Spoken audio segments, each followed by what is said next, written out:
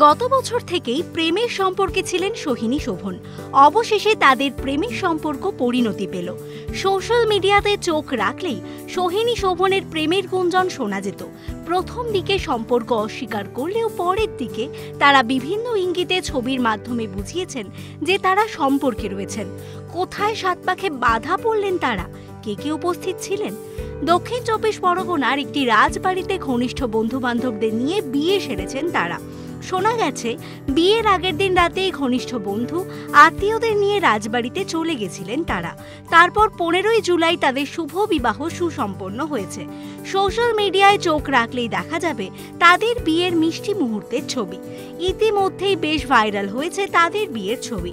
সোহিনী তার সোশ্যাল মিডিয়ার প্রোফাইলে ছবিগুলো পোস্ট করে লিখেছেন, দেখা হওয়ার 1 বছরে একই সাথে একই ঘরে। বেনারসিতে অপরূপা লাগছিল অভিনেত্রীকে।